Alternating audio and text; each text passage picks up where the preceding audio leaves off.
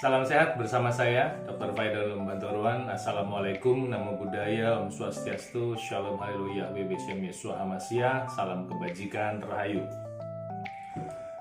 Pada video kali ini kita mau membicarakan mitos dan fakta tentang asam urat. Nah, memang banyak sekali mitos dan fakta, baik yang sudah mengalami atau yang baru dengar-dengar ya. Baru dengar-dengar, mungkin saudaranya, kerabatnya atau orang tuanya, keluarganya menderita asam urat, kemudian dengar-dengar dari orang lain dan kemudian ikut nimbrunglah memberikan pendapat, padahal pendapat itu mungkin mitos ya.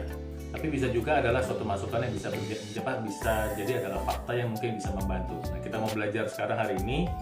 Tapi sebelum kita mulai, kita akan sharing tentang pengertian dari asam urat. Penyakit asam urat atau gout adalah penyakit yang terjadi pada sendi ya, akibat dari kadar asam urat yang terlalu tinggi, kemudian nanti membentuk suatu kristal menumpuk ya, dan kalau diperiksa di dalam darah disebut dengan hiperurisemia, uremia ya. Nah, pada kondisi normal sih asam urat ini sebetulnya bisa dibuang oleh sistem tubuh ya lewat urin. Akan tetapi karena proses pembuangannya mungkin tidak optimal, maka dia tetap berada dalam aliran darah dan kemudian menumpuk ya.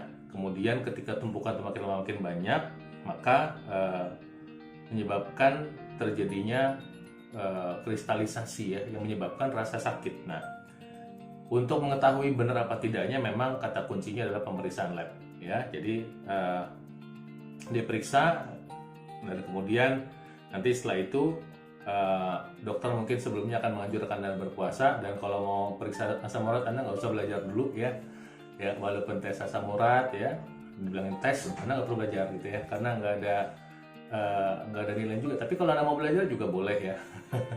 Ya, nilainya nggak akan menyebabkan Anda naik kelas atau tidak gitu. Oke. Jadi kadar normalnya wanita adalah 1,5 sampai 6 mg per desiliter, kalau pada pria sekitar 2,5 sampai 7. Nah, pada beberapa orang kadar asam urat itu tampak melebihi normal dan menyebabkan nyeri. Tapi yang unik memang ada orang yang kadar asam uratnya, misalnya yang pria kan batas atasnya 7, dia bisa dapat 8 atau 9 tapi tidak merasakan nyeri ya. Pada perempuan juga demikian, lewat dari angka 6 misalnya 7 tidak merasakan nyeri. Tapi ada juga yang masih dalam batas normal, misalnya perempuan baru 5 angkanya udah sakit. Demikian juga dan laki-laki, ada yang pada kadar 5 udah sakit ya. Nah, itu kita bahas pada topik yang lain. Cuman saya mau kasih tahu bahwa pastinya asam urat itu adalah dengan pemeriksaan. Nah,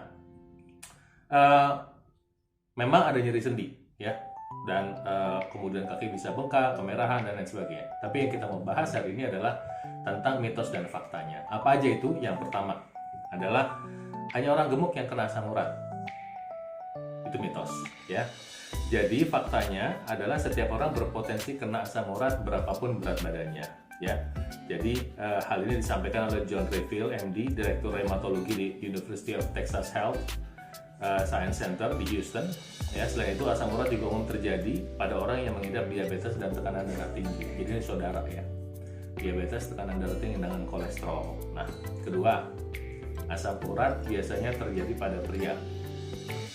Itu adalah mitos. Jadi faktanya adalah bahwa wanita juga bisa kena asam urat ya. Data dari Arthritis Foundation tahun 2018 ya, dari ilmu kedokteran dari Fakultas Ilmu Kedokteran dari George Washington University Medical Center di Washington DC ya, itu potensi pria dan wanita mengalami asam urat cenderung sama ketika sudah usia 60 tahun ke atas, cenderung sama. Tapi kalau yang bisa kena asam urat itu bukan hanya pria, wanita juga bisa. Nah, kemudian yang ketiga, apakah nyeri asam urat itu pasti hanya di jempol kaki? Ya.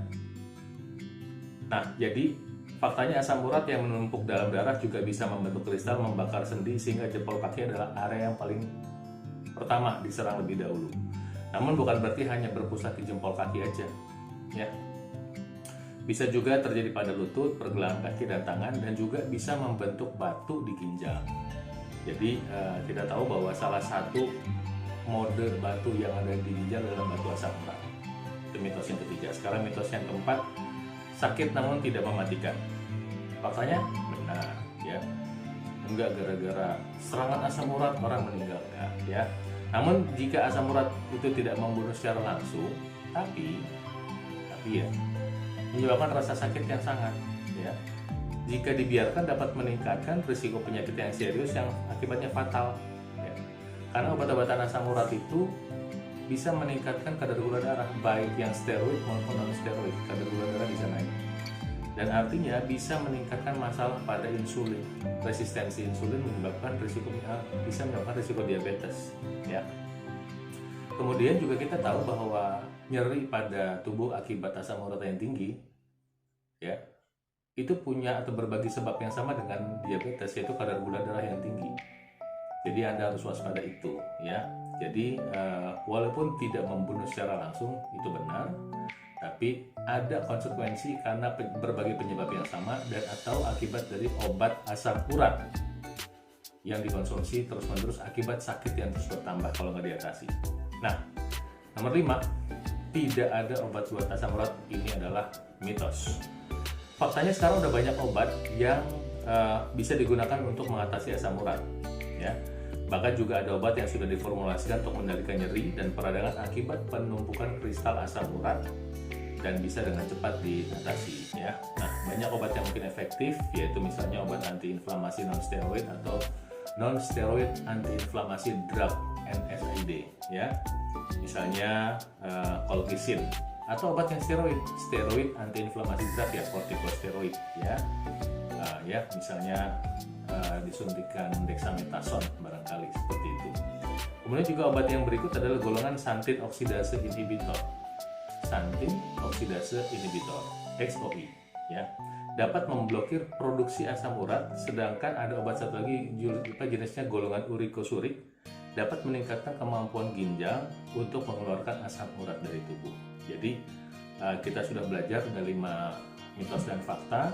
Ya, tapi yang terakhir sebagai penutup adalah bahwa walaupun kita bisa dibantu oleh obat-obatan, tapi penyebab utama asam urat itu, ya, yaitu proses pembuangan yang terganggu, kemudian kadar gula darah yang tinggi, ya, terlalu banyak makan jeroan dan kacang-kacangan dan kawan-kawannya, terlalu banyak nih ada kuncinya. Dan mungkin ada juga punya faktor genetik yang kemudian dalam gaya hidup kita tuh nggak diatasi. Nah, itu sebaiknya kita atasi juga, ya, memilih makanan yang lebih sehat, makan sehat, olahraga, istirahat cukup, pikiran sehat, aktivitas sehat, makan buah 3 kali sehari, karbohidrat sehat, menunya enak tidak digoreng, lemak sehat, air putih yang cukup membantu untuk supaya asam urat tidak bermanifestasi.